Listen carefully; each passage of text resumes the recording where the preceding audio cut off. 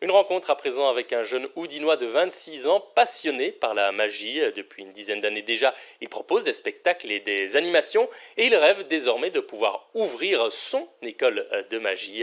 Romain Scrivens et Nicolas Spada sont allés lui rendre visite. Mathieu Nicolas est passionné de magie depuis une dizaine d'années. En regardant le plus grand cabaret du monde à la télévision avec ses grands-parents, il est tombé amoureux du monde de la magie et de l'illusion. Ça remonte à plus ou moins 10-15 ans. Et là, j'ai vu un magicien, Denis Larry, passer sur scène. Et je me suis dit, waouh, ça a l'air assez impressionnant ce qu'il réalise.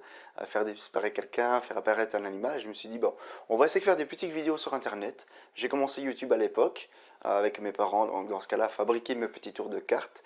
Pas énorme, mais c'était quand même un moment assez marrant avec eux. Et à ce moment-là, ça a débuté, la magie. J'ai acheté dans ce cas-là des nouveaux tours, j'en ai fabriqué d'autres. J'ai commencé à me faire un peu plus connaître dans certaines régions, j'ai commencé à faire des spectacles.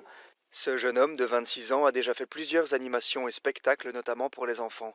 Il aime beaucoup le contact humain et sa motivation première est de parvenir à faire sourire à travers ses tours. En général, je fais souvent de la magie sur scène parce que c'est vraiment là que j'ai débuté.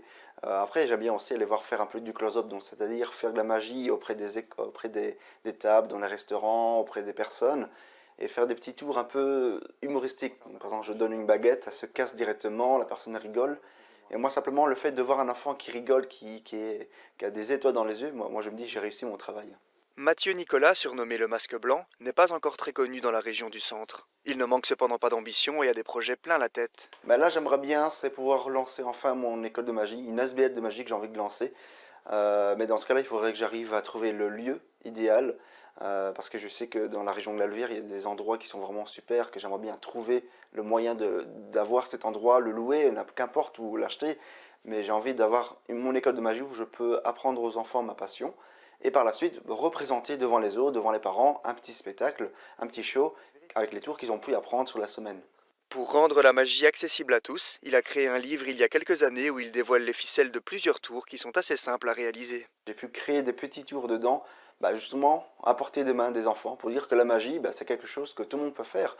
Simplement en prenant le temps d'apprendre, en prenant le temps d'imaginer certaines choses, j'ai pu faire un montage photo, donc pas que des dessins, parce que voilà, je suis un peu nul en dessin, mais en faisant quelques photos, quelques explications, j'ai pu faire 30 tours que les enfants peuvent faire facilement chez eux avec la famille, les frères, les sœurs. Merci, grâce à toi je suis devenu magicien.